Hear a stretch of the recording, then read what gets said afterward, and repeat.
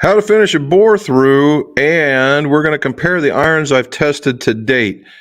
And I got an extra special one to tell you after we do our intro. So let's get started.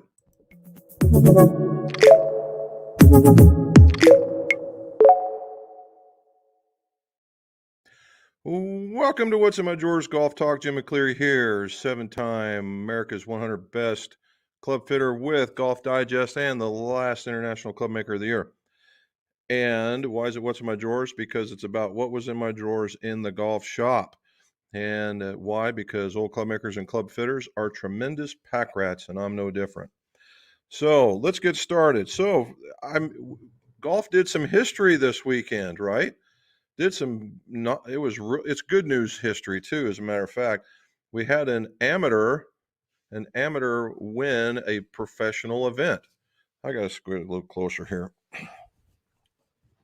There we go. Won a professional event.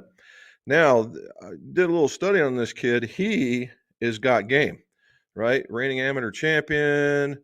He's been on all these teams that have won. Nothing's been done like this since Phil Mickelson. This guy keeps going. His trajectory could be incredible, right? It could be incredible. And it could be that next generation from the Tiger Phil era. And the guy seems to be very, very mature. So, yeah, why not, right? So I say let's give this guy a break, see what he's going to do, because he's gone home to, I'm sure, make decisions on his future. And he's only a sophomore in college. So he's probably only 19 or 20 years old. A lot of weight to bear on a kid's shoulder. So hopefully he, has a good team around him, a good family around him, and that he has a very, very successful golfing career. Okay, so we did quite a bit in repairs this week. No real new builds, but Dan, I know you're not on there just quite yet, but we finally got it, man. We finally got it. It's the Raw RTX. So as soon as we're done here, we're going to start throwing one together for you and see if we get it out to you as fast as possible. But which brings me into finishing a bore through. A golfer brought in an old Titleist 975. It was 8 degrees. And he says he got 115 mile an hour swing speed, used to do long drive, pretty good golfer, all this stuff. Well, okay. And we put in a hazardous smoke in it, which is stout by its own right. And we just grabbed 3.5 to 4 inches of the tip, which I don't think it has 3.5 to 4 inches. So there will be no torque on this particular club. Anyway, I wanted to go over with you. This is a little bit different in how we're going to do this, is I'm going to be able to talk through this one. So let's get started. All righty. So here we go. What you see me doing here first is finishing the ferrule. In anything, this has a particularly unique ferrule in that the shoulder is not the same as most golf clubs. So I just happen to have a few. Of course, when you're doing that, you want to make sure that the ferrule is smooth with the hosel. That's the club maker's test. And when you're doing this, it gives you an opportunity to, kind of take an inventory of how it looks. Okay. Then finally, you see what I'm sawing here. That is a tip pin, and I'm using a Japanese back saw just to cut it off. Now, is it necessary for the saw? No. You can use a pair of pliers to cut it off or something along that lines. So now what we got to do is we got to grind it. So what I'm looking at is how much glue do I have to take off? What am I going to have to pick off? So my favorite starting point is with a piece of sandpaper, and that's what you see me grabbing there. It's about 80 grit. The whole idea here is I am taking off material. I'm not using it to finish. All I'm doing is taking off that knob that is sticking out the bottom of the club. And that's all this is for. And what I really don't want to do is just grind into it, because that just is a lot of finishing work. So what you see me when I get ready to stop here, just when the sparks start to fly. Now, you see me turn this around, and this is out of experience. I do that because in past practice, when you do it just like you see me doing here, that it tends to, I've pulled the tip pin out before. So I turn it around so it kind of drives it back in. Now you saw where I stopped after I started getting the sparks, because it was just a nick. And now what I'm doing here is there is some excess glue because the 785 has a sleeve that goes into it. And what I'm doing is I'm picking off the glue on that sleeve so it looks better. This is a cosmetic move right here. Now, why do you do that? Well, I could just grind it off, but what I'm doing is I'm literally getting into the head, and we don't want to take off all that material. Now I move to the red nylon belt, which is a little more aggressive than the blue I took off. And what I'm going to do here is finish it off, and then I'm going to see whether or not the finish of the club will match what's currently there. Now, of course, my sleeve's got to get in the way here, but as you can see, I'm throwing some sparks, and for a nylon belt, that's not too bad. All right, I have just a little bit more to peel off here, and I'm going to smooth it out a little bit, but now you get to see it's a uniformed finish, and that's what we're looking for. And I'm just getting ready to dress it a little bit more. We want a uniform finish across the bottom, so it doesn't look like, oh, this Nimrod just decided to work on the back end, and that's what we're doing. So now as the last bit here, I'm shining up the face to make it look as good as the bottom. And then what I'm going to do is I'm inspecting the top of the club. And what I'm going to do is try and take out any nicks or mars. Now, this is a pro tip right here. As you see me working on the back, if you place it underneath, what can happen is it'll throw that club away if it grabs, and that's not what we're about. And it's just a light touch. I'm not grabbing into it a lot. All I'm doing is trying to polish the club. Okay, and what I'm doing is with the tip and the sides, because this thing is such a tall face. It's got a massive side on it, and so that's what we're looking to do. So at the end of it all, what we're doing here is trying to giving a better club, certainly one that is well, the last one was in two pieces, so now it's in one. And so this is what the top looks like. There's the bottom. I'm really proud of that finish. That's a really good one. And then there's what the face looks like, and there's about the end of it. So there you go, finishing a bore through. And I did that all in a span of a few minutes. It certainly takes a lot longer than that, to be sure, because you had to take out the original stuff that was in there.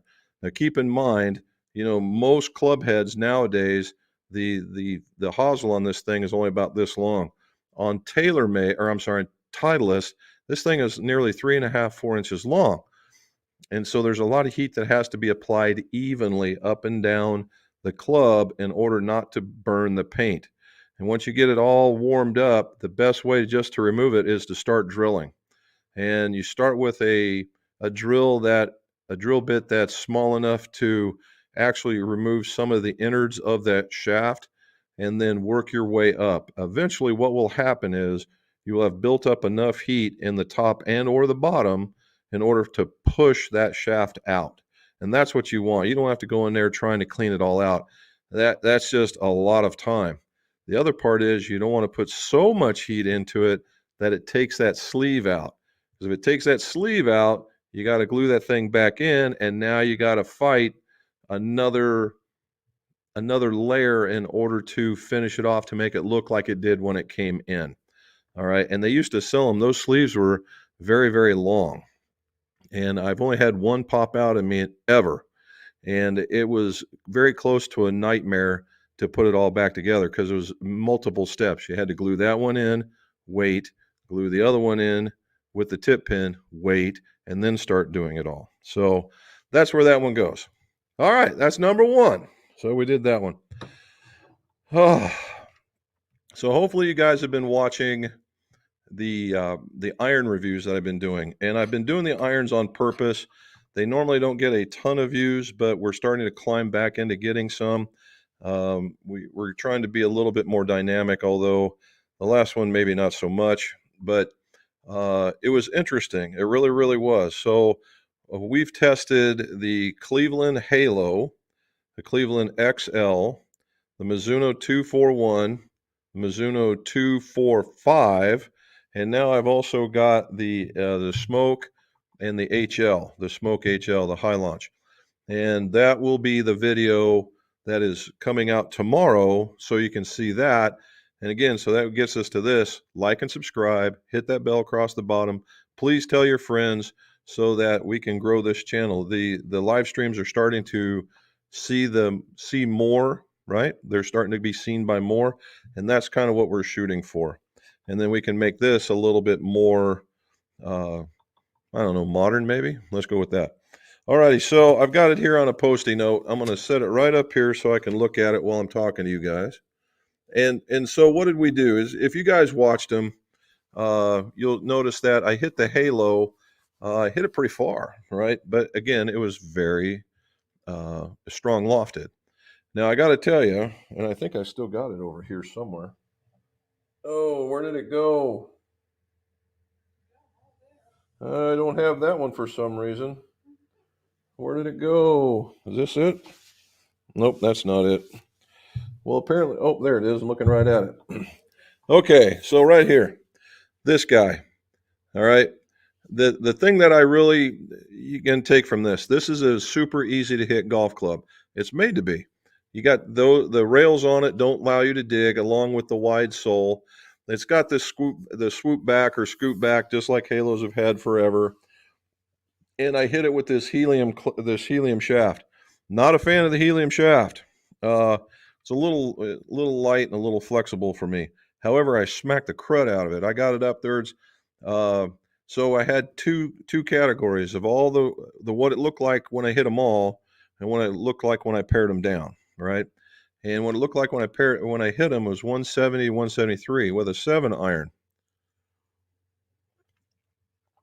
Charlie, this is Bardstown Origin Series, finished in the cherry cask. We're going to find out. That was the first sip. I'm going to let that one go for a bit. And when I took out the bad ones, it ended up being 173, 176. That's pretty healthy, except for my dispersion was, I'm sorry, let's go back. The halo was 168, 170. I took it out 175, 178. There you go.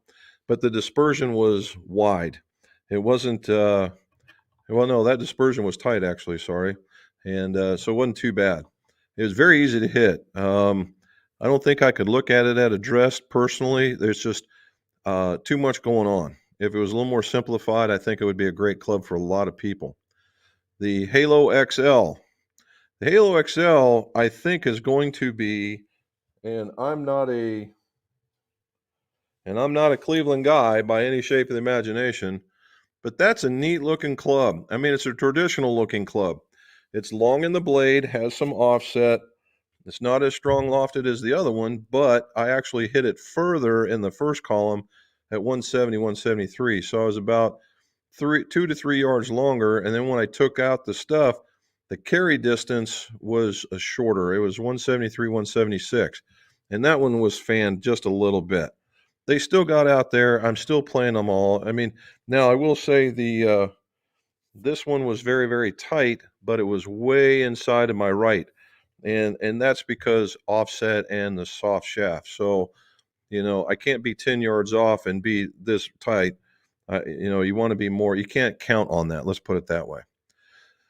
Alrighty. So after that was the MP40, 241, 245.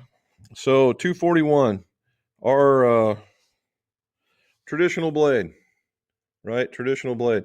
I put the 2 there because this one's a 2 up for me that I've bent. Traditional blade, right? Thinner sole, butter knife top line, almost no offset. It's in the tenths of millimeters, almost no offset. Your traditional blade, right? Traditional blade. Very, very weak lofted in comparison. And it's virtually, if I can recall, it was 27, 30. So it was the 7-iron was like most people's 6 irons. So it's a club weak. Okay. And I went 158, 160, but went to 163, 164. And I hit this pretty much in the middle. It wasn't as tight as the Halo, but it was right down the groove and a very acceptable number. Now, the distances in comparison, yes, my ego is going to get in the way. And do I have any businesses hitting a blade? No, I do not. but man, oh man, do they make you feel like you could. All right, which takes you to 243s, which I did not get a chance to hit because they only come in right-handed. Personally, I like the look of this one way better. I think it's going to do quite a bit. It's a little stronger in loft, so the better player is going to get that little bit of oomph with a little bit of forgiveness in that smaller cavity.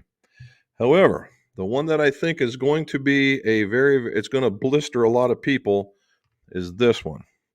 This is the 245, and again, it looks very similar to the 241, and rightfully so. It's from the same manufacturer. A little bit wider, actually, in comparison, much wider. Just a hair more offset, and then the top line by definition is a little bit thicker, but it's still thinner than a lot of people. All right, this guy has a 26 degree or 27 degree 6-iron. That's pretty strong, but it's not super strong.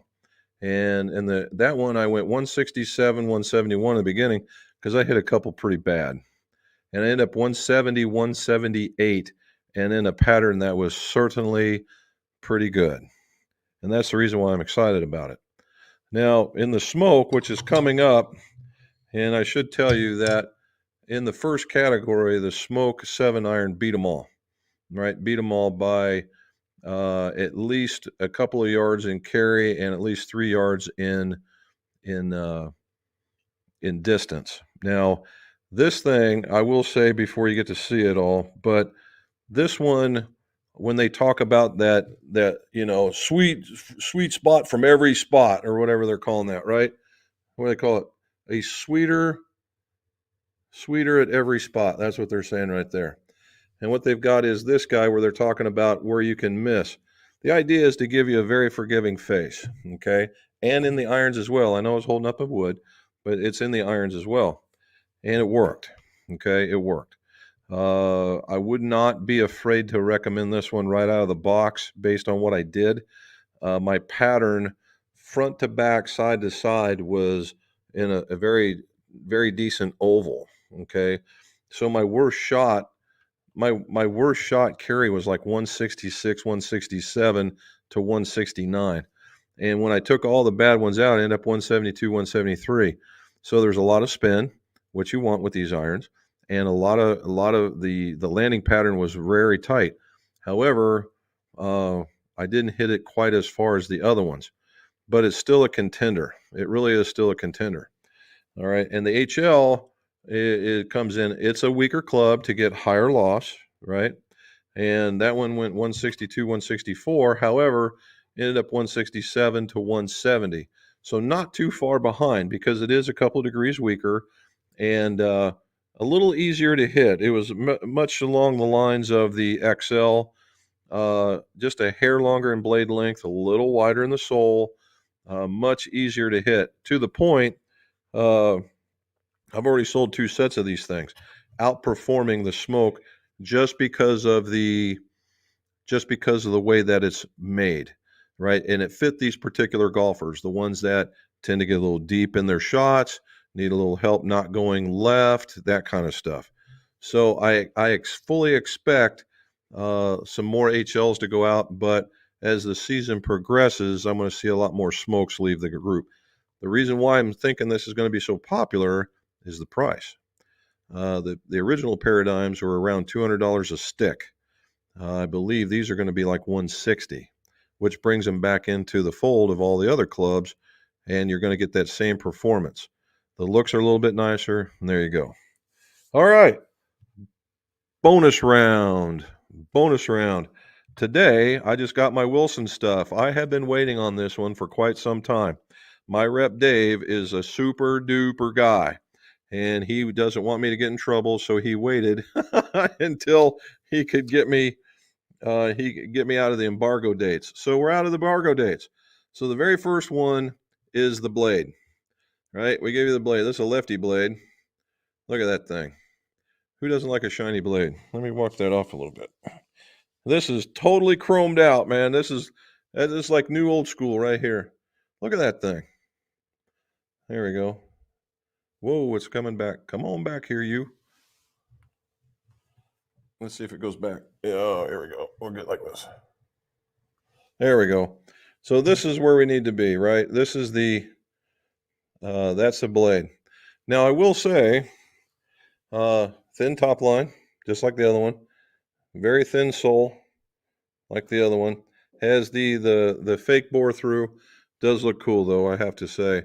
This sole here is a little thinner at appearance, but it has way more radius than the Mizuno Club does. A little higher toe, maybe, if I wanted to compare them. I don't know if I can or not, but there's the Mizuno, and there's this one. So they got kind of tall blade. They got tall in there. Cool look, right? Old school meets some of the new world design with this cutout, and what that does is put the weight out here. The club I've been really waiting on, because last year, in the last version of this, I absolutely creamed this golf club, and I'd already bought my set, and this was going to go in the bag until I got this, or until this would have went in the bag had I not done it, and it is this one, and this is the cavity back. This one I think is just cool as all get out. It's a traditional club, right? And if we look, that's not a. If I was to look real hard at it, this is the first time I've seen them. That normally this is a cap. This is not a cap. It's got a badge here, but this is not a cap. This is all part of it. So all this weight is down. It's got that compact look at address. It's still got that thin top line, and it has just a hint of the offset. Now, when I do this and I say I really like I just like a hint of offset, it's not because I'm all that in a bag of chips. It's because my tendency is to pull the club. My left hand gets overactive, and that tells me I'm closing a club. Well, if I get a club that has very little offset, I tend to find the middle of the fairway better. That's what these guys do. Now, has a slightly larger sole. Again, we see the top line on it. The only disadvantage I see of this is that in most cases, the blade will be the weakest of the club. The cavity back is next, and then whatever that club might be next, the distance forge is even stronger lofted, much like you see in the Mizunos. In this particular instance, the blade and the cavity back are the same loft, and they're the same loft as the blade. I think that's a disadvantage for Wilson because people will eventually be concerned about distance. And although I think it's going to hit well, but I think so if we jack up the loft on these guys just a little bit and make it more like the 243, it'll be a much more competitive model. Okay. I think that's there. Another one that we'll see what the testing bears out. I'm going to reserve my right to opinion here. But this one is a cool look. A replacement to the D9 forged, the Dynapower. The Dynapower. Whoa, look at all that Dynapower coming out of there with that shine. Woo! All right, the Dynapower. Let's go like that. There we go. See, look, it's already got my fingerprint on it. This is a replacement for the D9 forge. It's going to be much stronger lofted. Again, just a hint of offset, a slightly larger top line, right?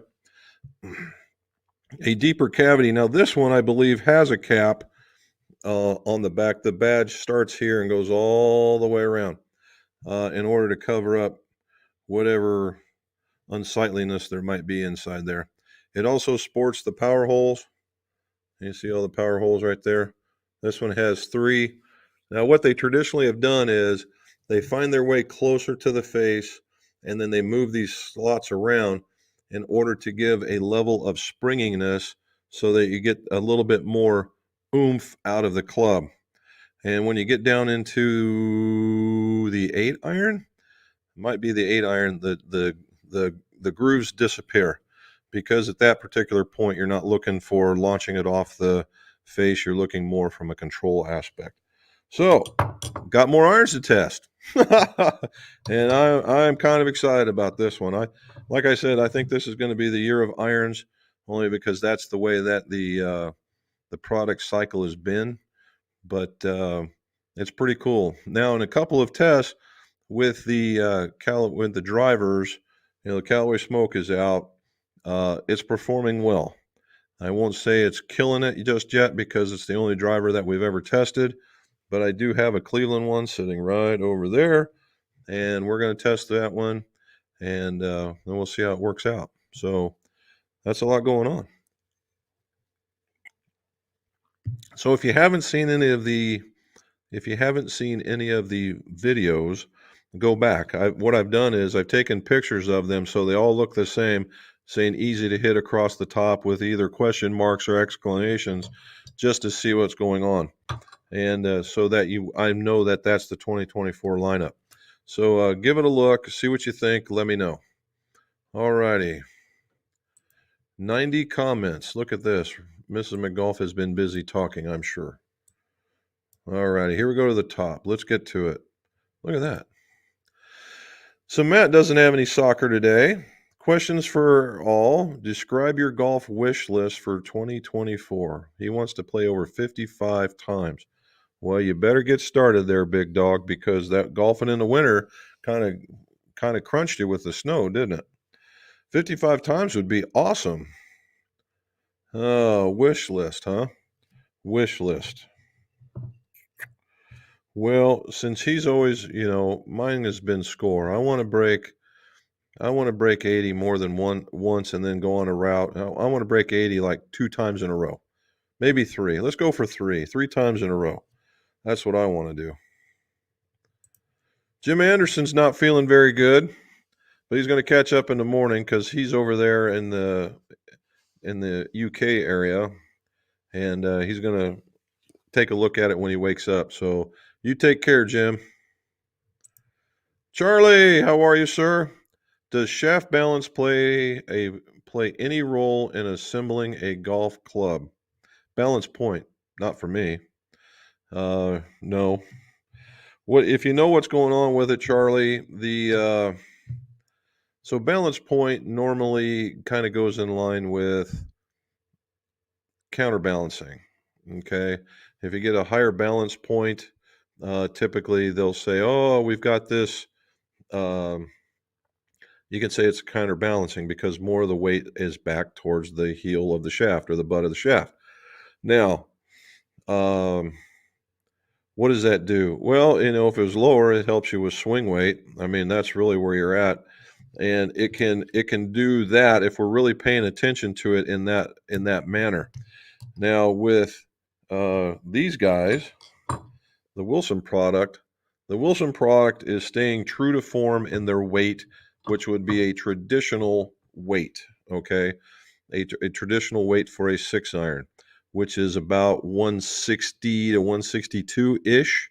And where Mizuno, on the other hand, and a lot of other Japanese brands are about a club lighter. These are about 158, 157. And why is that? Well, because they're making longer clubs to go with the folks with the flatter swing speeds. I'm sorry, flatter swing planes, and so they're trying to make these clubs longer, or they make them lighter so you can get a little bit more speed going. Now, that's not a bad idea because it's not too terrible. But if you notice, since they've done that, and I went looking, is that go find swing weight. Go find swing weight about these things. Unless they're measured, it's hard to find them. What I'm looking for is consistency. So what you might find is these guys without weights in them might weight out at a D2. When you go with a lighter shaft, maybe D0. That's not bad, right? That is nowhere near bad. In fact, most people could deal with that. These guys, however, on this hand, will be closer to that D3, D4. And if you held them, now if you held one and you went, oh yeah, that's really nice, would you detect it? Maybe. If you held them together to compare them, yeah, you probably notice that. So it's all with what's going on. All right. With the head and grip attached, does the shaft balance remain in the same location? Yes, because it's the shaft balance, not the club balance. That well, there a long, long time ago, there was a discussion about that, about how it works. And what you had to do is keep the individual components to their own specifications. And then when you put it over there, it was how did that make the club work? Did it change the balance point in that shaft? No. Did it change the balance point of the club? Yes. Because now all of a sudden you put a club head on it, you put a grip on it. This one's way heavier than this one. It's going to go that way, right? And so if you balanced a club and on the shaft, it would typically, it's around in irons, or even in drivers, I'm gonna say it's around between 21 and 23 inches up the shaft. So you're gonna be somewhere about this way. When you go to put the head on it and everything, the balance of the club is gonna go this way, and it's gonna be closer to the head, just like being on a teeter-totter. Okay, 4 inches of snow on the ground. Well, where we're at, Charlie, we actually got snow here in Ohio, which is unique, right? It is unique. And we got about, what, 2 inches? Got about 2 inches of snow, and today it got up to 40, and most of it's gone already. And it's supposed to rain and then freeze, and then get into the high 40s and then get cold, get in the high 50s and get cold, but not freezing cold. And then in the 60s, it's supposed to rain again. So it's going to get muddy here. It's going to get muddy. Hit more greens and regulations. I'm with Charlie on this one. No go right now. It's like 14 inches. Wow. Lake effect is not your friend. Right. Oh, speaking of that, this is the week of the PGA show, right? Week of the PGA show. And the last handful of times that we've left, the weather down there was actually worse than the weather up here. You know, we might have 40 or to 50 degree, lots of wind, maybe rain down there, and it'd be 55 and sunny up here. So we're not going this time around, and now it's going to be windy and all kinds of other stuff down here. Ugh. Hold on. There we go. Pardon me. Anyway, so that's where we're going to be up here, getting some stuff done and keeping our eye on the show. Charlie should be gone for us as well. Temps going up and the rain is coming. Yes. Charlie says hello. You're hello back. Matt said hello. There's Paul. What do you say, Paul? Going to try an indoor course Wednesday. Not sure what course. Well, I think that's the beauty of the indoor course, Paul. You get to pick whatever you want as long as they've got it in their library. Have fun with it. Have fun with it. There's Krister from a cold Sweden. I think it's going to be cold for a little bit longer for you, man. Keep working on that. Keep working on that swing. Emmanuel. Hello, Jim, and the rest of us followers here. Golf Wish. Single-digit handicap by 30. Single-digit handicap by 30. By 30. I don't know what the 30 is. Maybe the 30th? Jason is listening on the way home. No videos, but it's like a podcast. There you go. Jason visited us not too long ago. Well done. All right. Travis K. from Jersey. Love seeing an amateur win on tour. It is a great story. You'll never see that on live. And that's true. You won't, because they're not going to have those guys there, as I understand it.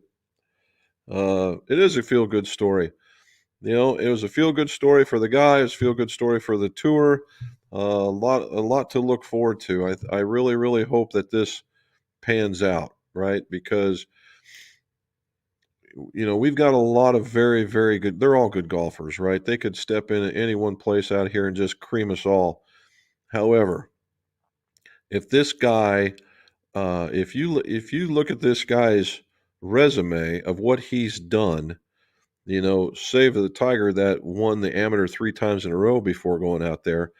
this guy's done something that nobody's done in history in winning all three of those events, period. And it may be in the same year, but it didn't, nobody else has done that. And when, Mickelson, before he won it, it was forever before another amateur won it before him. So, if truth be told, that if with his resume and comparing it to the other ones, this guy has a long line and a lot of wins that should be ahead of him. At least we hope. That would make for some exciting golf. That Ludwig Ardbeg, they couldn't get enough of that cat. Big, tall guy hitting the ball far. Older fella, 20s. Now you got this other young guy coming in there. Wahoo! Right there you go. Steve Haberlin from Waterford Golf Club in Ireland. Well, Stephen, thank you for staying up very late. I've actually played Waterford, if it's the same one that we're talking about. I got to play at the resort. That place was very, very cool. I even got pictures of pheasants that were trying to nest or disguise themselves at the tee boxes. It was very, very cool. And I have to say that was the golf course that taught me about when the pro says, "Hi, it's a 4-club wind," and okay, normally we're talking this way and this way. What she didn't mean was this way and this way too. After about 6 golf balls, I figured out, oh, that's what we mean. And getting back in there behind those nettles, not fun at all. But it was a great course. Like that place a lot. Matt says Nick Dunlap is a player. I would have to agree. And there's hello. He's 20. All right. So hopefully we get to see more of this guy. He was scheduled to play this coming week, but this win probably reset his priorities. So hopefully we'll see something of him here soon. And there we go. Manual on my shaft and hosel tool gauge. It says 335, 335T. Is there a non-tapered 335? Mine says that too. Would you grab that gauge for me? We're going to look at it right here. Robin's going to go get it. I thought mine said 355T.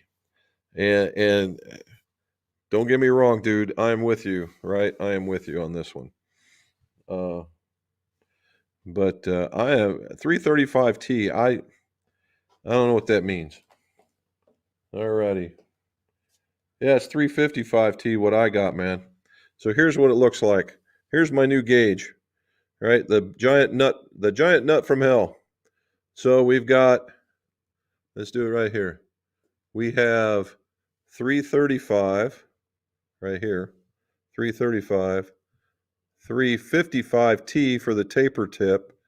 Then we got 410, 370, and then, 390, and then 370, which is the parallel.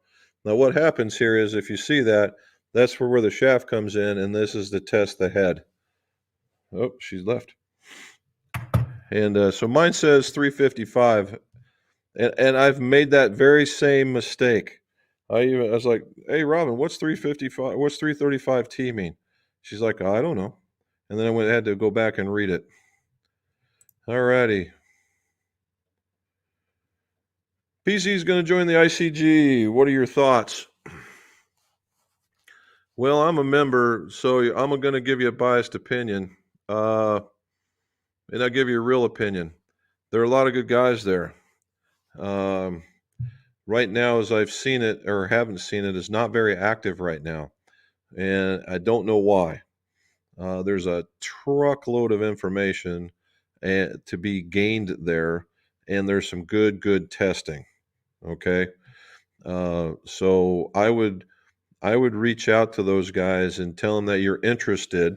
Tell them I sent you, and tell them and ask them to explain why that you should join, and go from there. Now there is another one that I'm not associated with. I was associated initially when it started. and it's the AGCP. And don't ask me what it all stands for. It's out of Georgia. And it's a kind of a for-profit group, but it's a lot of business guys. There are not a lot of hobbyists there. But the ICG is the guy that's getting you started and all that stuff. And there's a lot of folks that you can learn from. But I like them. Those titleist bore-throughs were always a pain in the butt, and you are not kidding. The fact that it grabbed. So what we used to do, Kent, is we would find the most flexible tip we could possibly get because people just couldn't get that golf club in the air. So we would find the driver shafts that had like a 3.5 inch tip or 4 inch tip that was just soft. And we would put it in there and it would grab that club, and all of a sudden it would make the club be firm because there was no flexing there anymore because you grabbed the entire tip section. And and all of a sudden it made it easier because the midsection was still, in line with it, was just maybe a hair softer than the average club, and it made it easier for them to hit. Now, and vice versa, if you had somebody that was very, very aggressive and they needed to keep it down, we'd just go the other way with it, with a brutally stiff shaft, and let them get after it.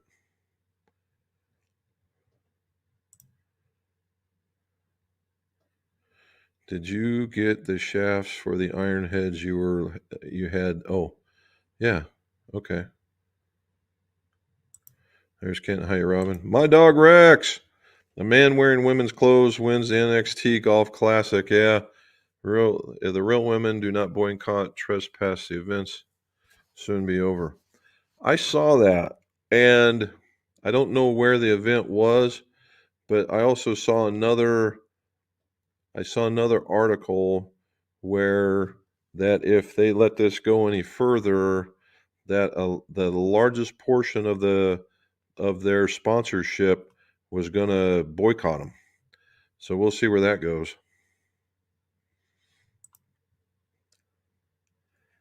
MDR. I don't know that one, dude.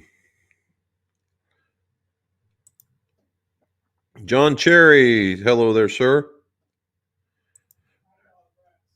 Oh, my dog Rex. What is that all about? So what he's saying, Kent, is a man in transition got on the LPGA, and I don't know how long he or she was there, but won the tournament. And of course, it's the old, guys and gals sports. So we'll see where that goes. From Lombard, it's warmer up there. Man, we're looking at what? We started, it was when I first got to the house, it was 44. I'm sure it's back into the 30s by now. Yep, we got about 2 inches worth, but it's almost all gone now, Matt. And it'll be all gone by Wednesday for sure. There we go. Talking to Jack. Yes, I'm agreeing. Peter, what do you say, buddy? Glad to see you make it back. How many turns have you won so far this year? Peter was on a hot streak, just hitting everything he was looking at. He was doing very, very well. Hopefully that trend continues. And the burning question here, Peter, is did you ever get that first level of Strixons back? Yes, I'd agree, Kent. Mr. Young, what is a good 7-wood shaft weight if your driver is in the 65 gram range? Around 70 to 75, just a hair heavier. Just a hair heavier. Now, just for your information, that what you see out there nowadays is that you'll see in fairway woods that they're going to be very similar, if not the same, as the driver. And normally when you see that, that means that the length of the club is longer than what I would consider to be standard. You're going to see a 43.5 inch fairway wood, a 3-wood, versus a 43, which I would consider standard.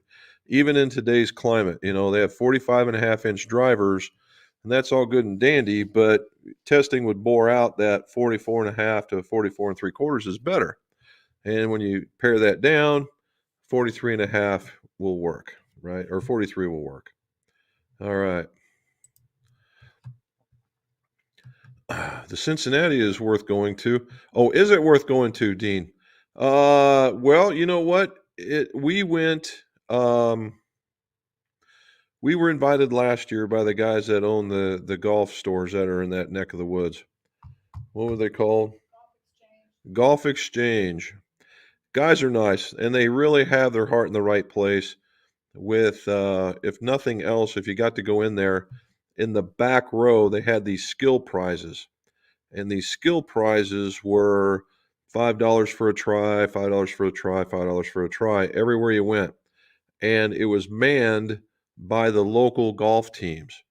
So the money that they collected on that day while they were working with it went to them, right? So they could support their golf program.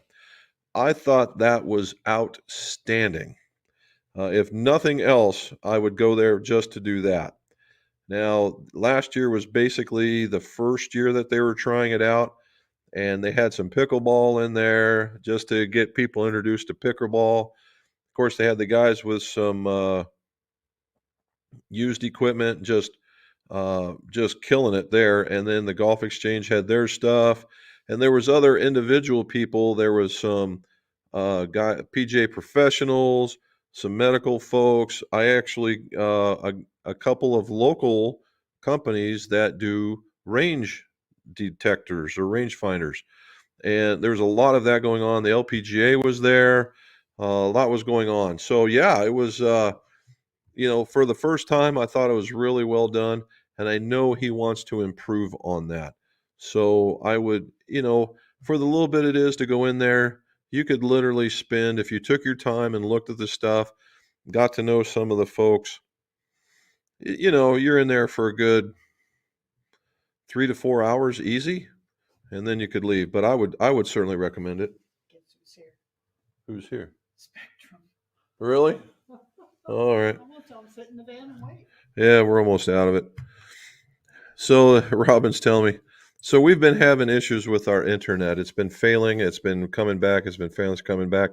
And we've had several folks come out, and each time they come out, a little bit more is being replaced. Now they're here right now in order to check the main line. So we're going to see what's going to go on with that. All righty. CJ, our Cobra Tech Iron Ford's universal hosel size. I just built a set, and 355 seemed to fit, but also noticed 3 fit a little bit more snug.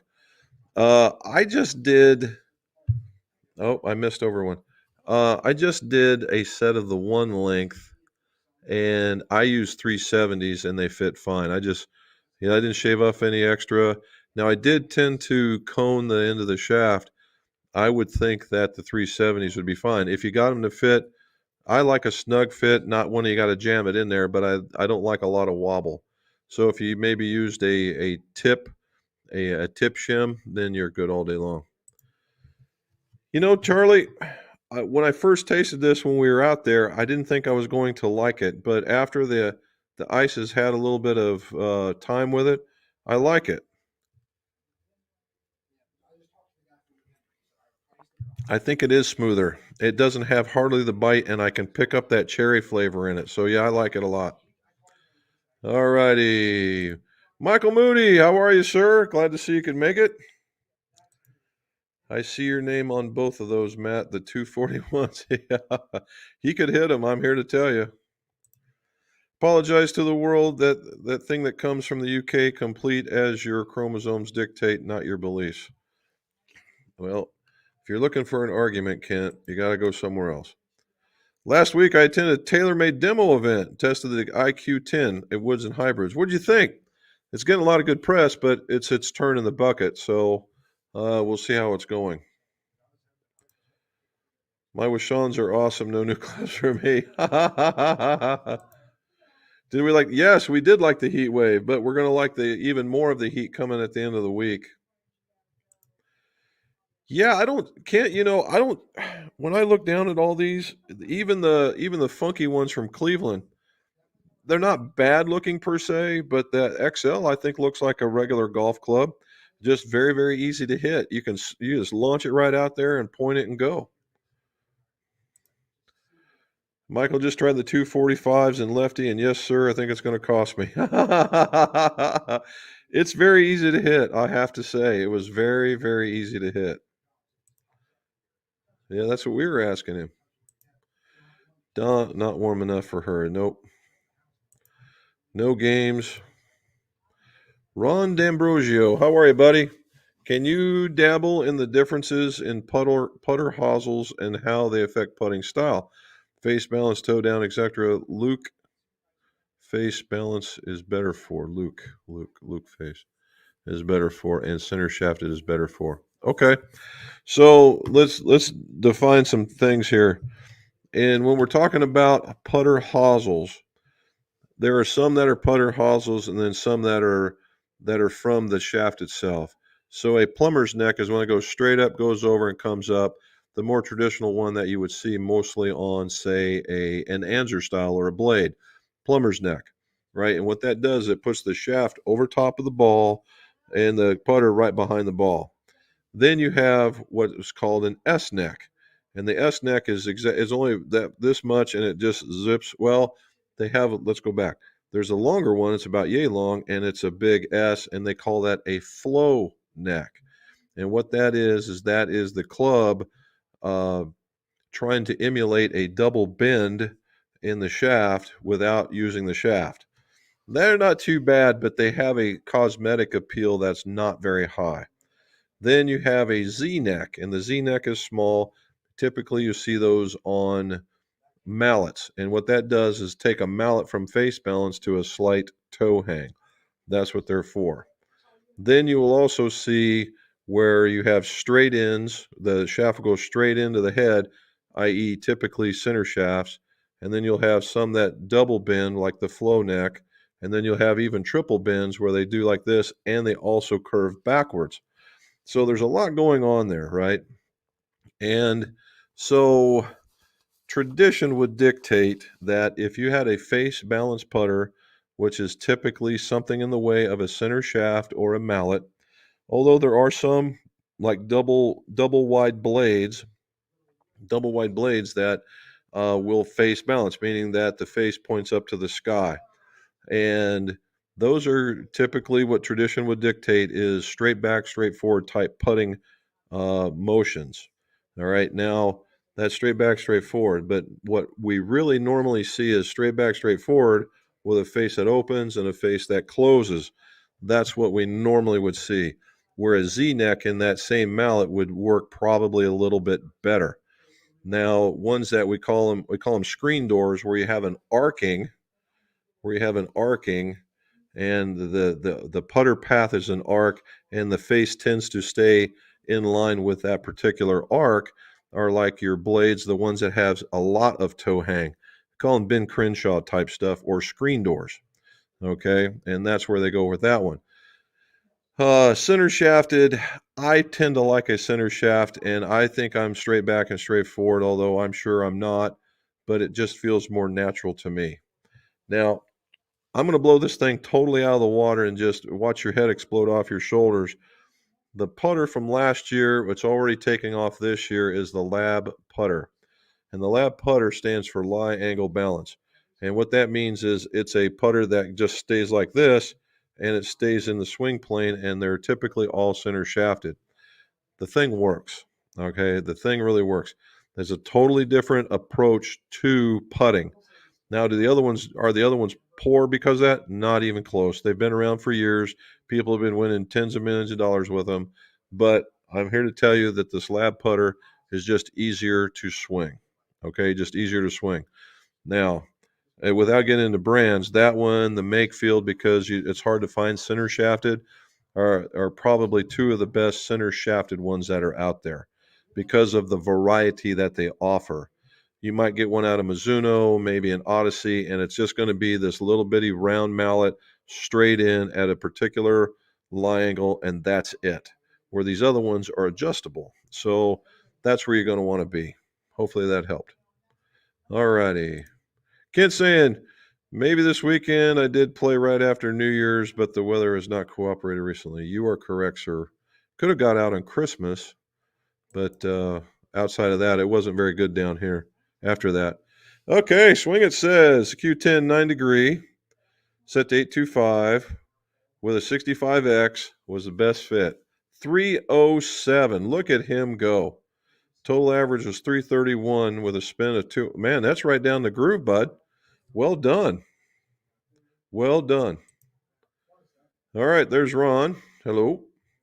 Matt Krister, you are the man. I'm telling you what, that's a good connection right there. I like that AV blue shaft. Okay.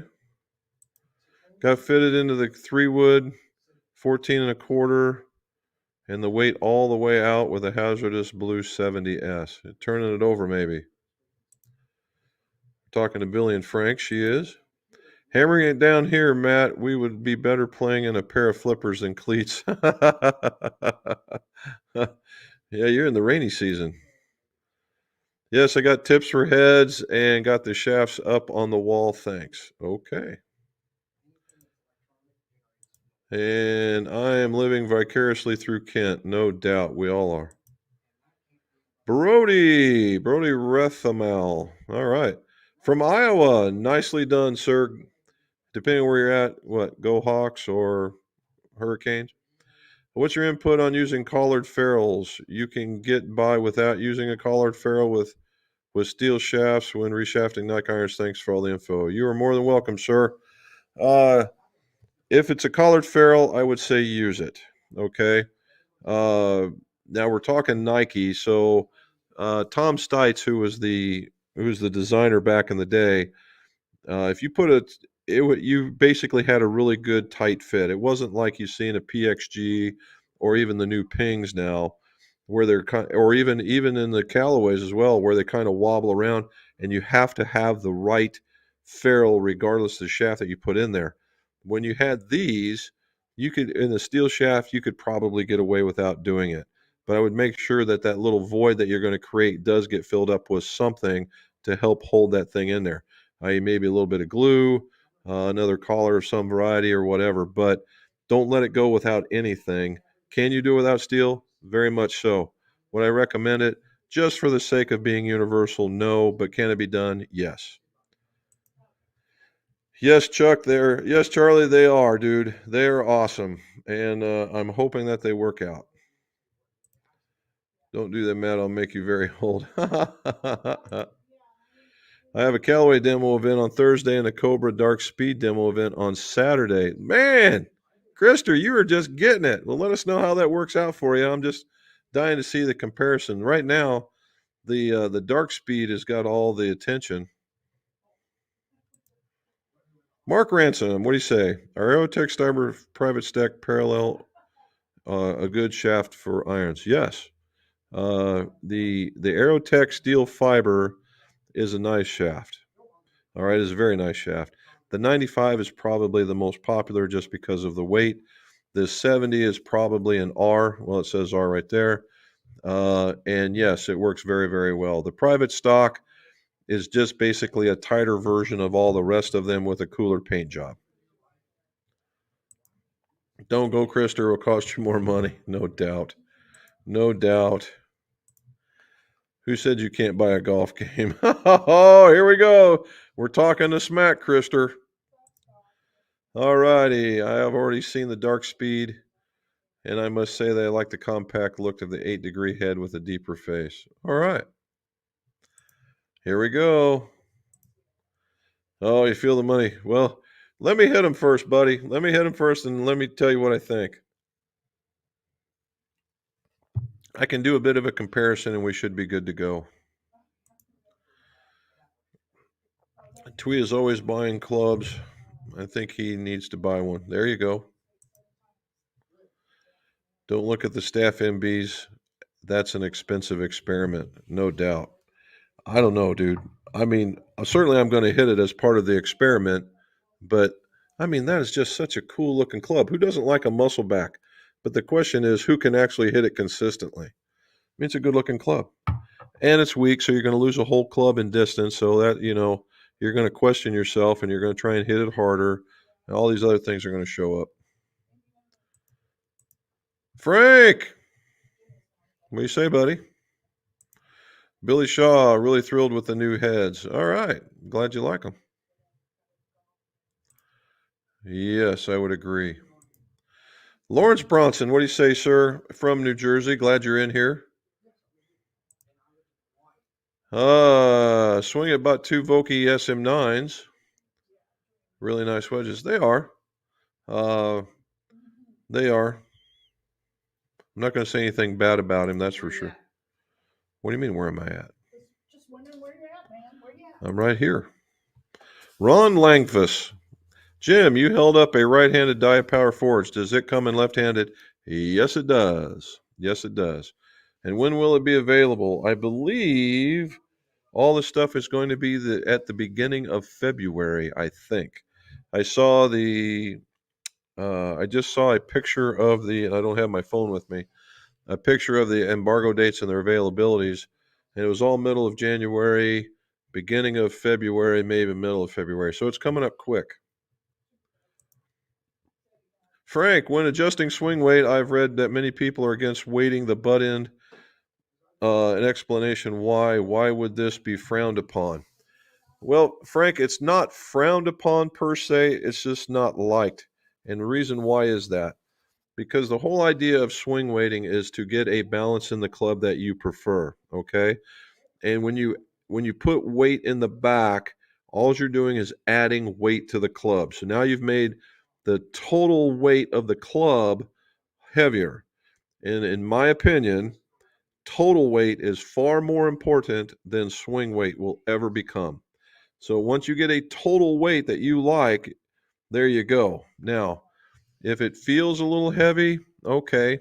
There's things that you can do to back weight. Now, I will say this as a comma to it, or we call it quotation marks, right? Quotation marks.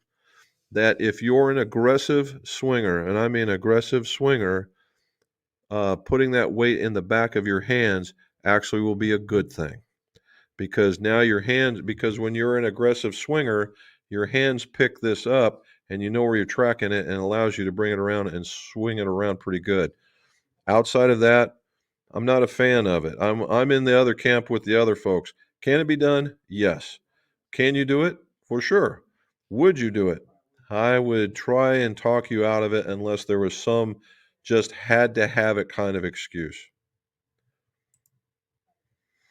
Jim and Robin, 88 on Saturday, 81 in the medal on Sunday, which I won with a net 70. Nice. Before the 80-mile-an-hour wind showed up.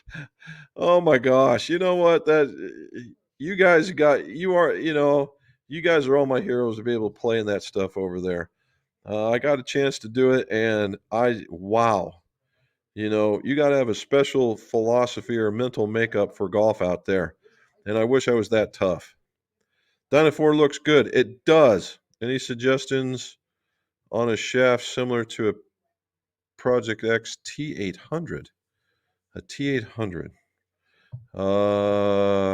If we're talking driver shafts, I would say the Acra TZ shafts would be very, very close. I get a lot of the cherry smell now off of it just from the smell.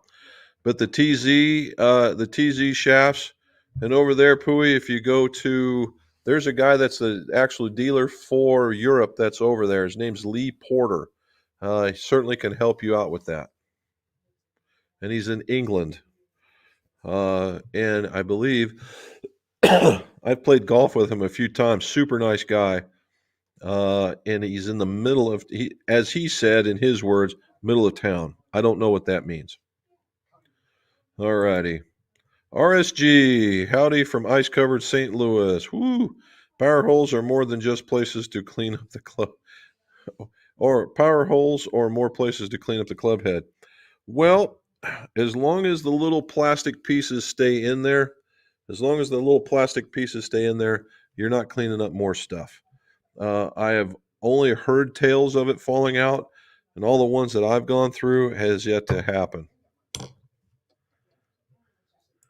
All righty. Puya, forecast 95 for this week if we don't have enough with all the rain. Oh, my goodness gracious. There we go.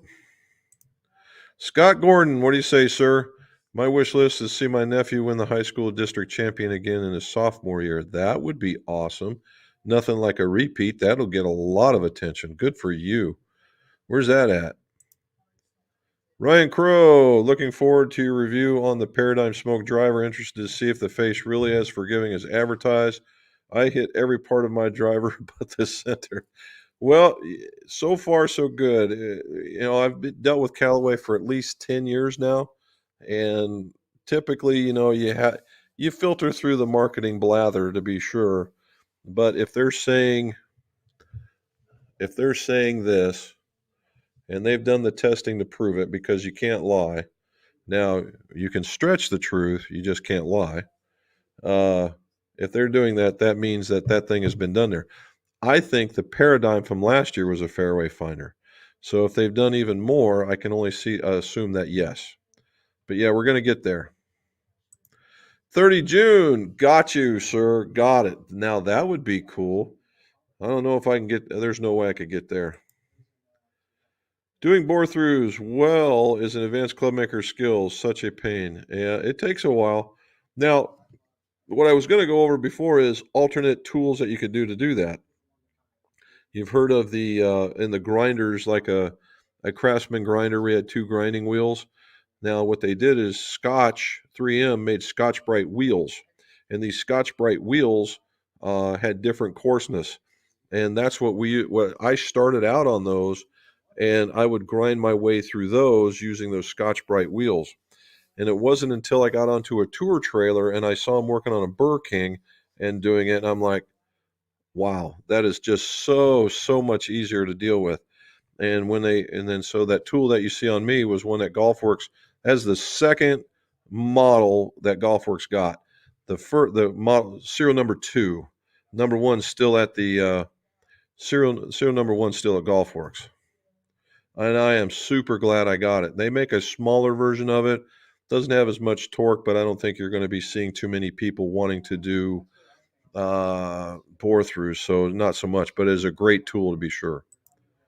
Steve, what do you say? Finally had 7:30 after. Good for you, buddy. Glad you made it.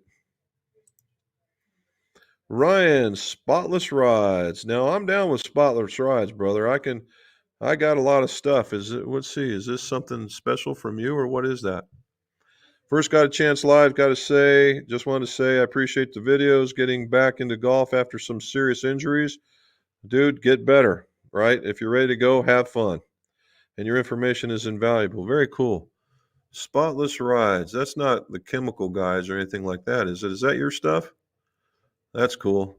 Dude, I'm all about detailing cars, at least my own. I like a clean car. All right. And there he is talking to Rob Owen. Lawrence, does anyone know if the offset on the Callaway Pro 21 iron is slight or more? 21. It does have some, but it's not a gross amount, no. I would call it under the midsection. From a lot, then maybe a little bit, or middle of the road to very little. Somewhere in between the middle of the road and very little. MDR is in French. There you go. Oh my. Hey Jim, did you see that the DP World Tour has featured groups live on YouTube? I did not. Great coverage. There you go. And hopefully you saw me earlier. But look what I got, brother. We are ready to rock and roll. So now we got it. We just got it today. So very good. Brian, are there any 3D printed swing scale? What? Are any of the 3D printed swing weight scales any good? Well, Brian, you'd be the first one to tell me that there were some. I had no idea. If they're made out of plastic, I don't see them lasting very long. In my opinion, the swing weight scale probably needs to be made out of steel So for long use, I am a big fan of buy one and be done. And a matter of fact, I was just talking with Robin today about looking at another swing weight scale to replace the one I've had for 20 plus years. Do I need another one? No, I do not. But what I was looking at is that this swing weight scale does total weight, swing weight, and all kinds of stuff all in one measurement, which is another way of taking off some time. And that's the only reason why. All right. There we go. So I was like, quick question being from Ontario, similar to where I'm at. Okay. Would my turf conditions be considered soft for bounce? I'm going off of high bounce, low bounce, better. Oh, okay. Uh, well, it it depends. All right. In golf, a lot of it depends. In the spring, it's going to be super duper soft. In the summer, it will be much more firmer, and then in the fall, it will be firmer again. And the reason why it's going to be firmer again, uh, the reason why it's going to be firmer again is normally because of lack of rain. Now, down here in Ohio, we have a lot of clay. I don't know if that's true up in Ontario. And if you do not, then I would say you have softer conditions. We do have another guy on here from softer. What's this guy? What's the dude's name? Uh, he plays in that neck of the woods. He'd be able to tell us one way or another. Uh, Q something or another. He's up in the neck of the woods, but I would go with slightly softer. Maybe a stupid question. Never. But is Mizuno full forged or part of it cast and the face is forged? Because my HM Pros felt almost the same at impact butter feeling. If you're talking about the 245s, Michael, and I believe you are, this is all for the neck, the face, all this, and the sole is all forged in one piece. And if I'm correct, it's a depending on the model, of course, because there's two different kinds. There's a 1025E at the lower end and a 4125 or 4135 at the top. And the only part that's not part of it is this little bit of a cap. And the cap is, I think, a 17.6, I think, or 431, one of the two. But it's all the same on the back. Put more ice in the next pour, no doubt. I got to stay with one, Charlie. Otherwise, I'll never get up in the morning. There's Wayne. How you doing, buddy? I like this one. This one, when I tested, we were at Bardstown. I didn't think I was going to like it, but they didn't get a real chance to really try this one. The cherry part was what caught my eye. And I'm like, and this is the origin. So yeah, I like this one. All right. What are my impressions about the Mizuno Omi center shafted blue putter? Well, the thing I like about the Omi OMOIs or OMIs is that I like their grip. I like that grip. It's a very nice grip that fits in the hands very easily. I have a couple of Omis that just came in like a couple of days ago. I haven't really had a chance to do anything with it.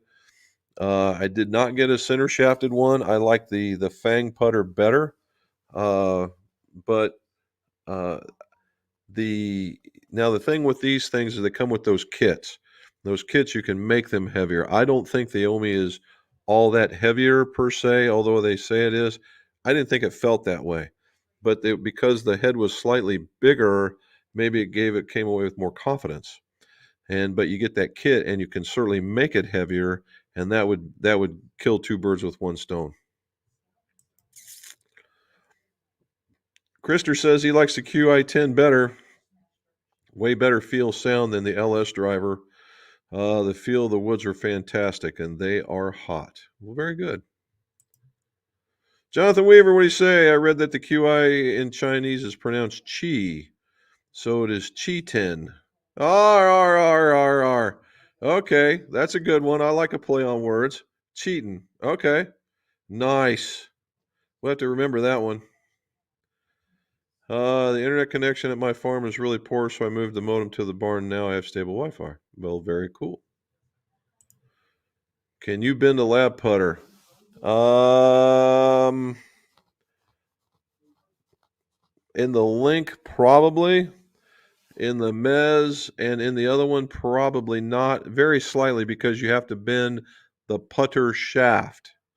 And then you have to bend the neck. Now, that's a tricky situation because those clubs are weighted to that lie angle. So if you make it a little flatter, there's a real opportunity, I believe, that the thing would try to be open. So you have to be very, very careful about that. There you go. Smash that thumbs up. I appreciate that, sir. Thank you, Charlie. No, you're more than welcome, Frank. Mark says, hey, Jim, finally after funds to rehab. Oh, 5 months. Nice. Golfer's elbow. Ready to start hitting again. Well, take it easy, Mark. A little bit at a time, a little bit of time, a little bit of time. Work up to it. We got a little bit of time before we're going to be able to go out and play anyway. Brian says, love the channel. Been a subscriber for a while, and the club building is awesome. Well, you're more than welcome. First live chat, and you're hooked. Well, congratulations, Brian. Thanks for coming on. Hopefully see you next week. There we go. We're all talking about it. Pooey! I mean, I've played in most conditions, 40-mile-an-hour winds sideways. Cornwall. Okay. Cornwall. I'll have to look that one up. Yeah, when we went over there, I said I came mentally prepared for golfing in just about every condition, there in Scotland both. Luckily, I only got caught in the rain in Ireland once, and that's when we were playing Dromorland. In Scotland, however, it was like a daily occurrence, and that was something else. Scott's in Idaho Falls. Oh, no, wait a minute. American Falls, Idaho. Idaho Falls, that's the Navy thing, man. Sorry. Idaho Falls, American Falls, Idaho. Well, thank you for joining us. And there's Dan. We got to see. Got to send that super chat because. Well, thank you, buddy. Thank you so very much. I appreciate that. Would I be correct? Oh, we got a radioman, or is that a sonarman? Sorry, I can't remember which one that is. Would I be correct in assuming that an iron bent 2 degrees flat, that an iron could be would do something? So, last thing here, I'm bending irons.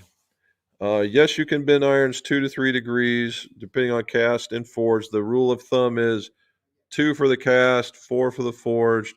If you bent them flat, 2 to 3 degrees, right at the 3-degree range, you're talking about maybe, and just ever so slightly, maybe adding 1 swing weight point. That's one that not a lot of club makers know about.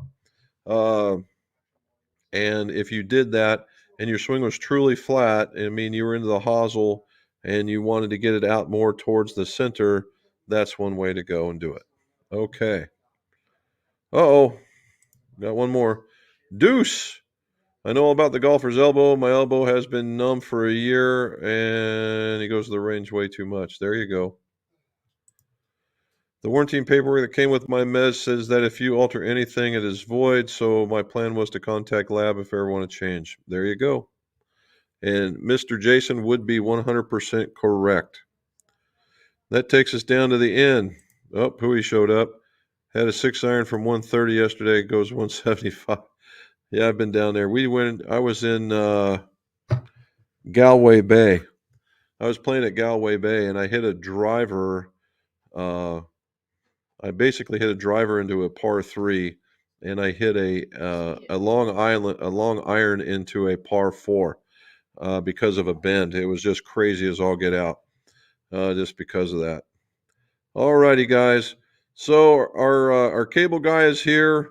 We got to let him go do his thing so that we can make sure that this cable gets solid for us going forward. Thank you so very much. Do not forget to hit that like and subscribe. Hit that thumbs up, please, if you do. And also watch for the video tomorrow. It will be on the Smoke AI irons and the high launch. All right, and the high launch. As always, thanks, guys, from around the world. I appreciate it. And let's see your scores go low.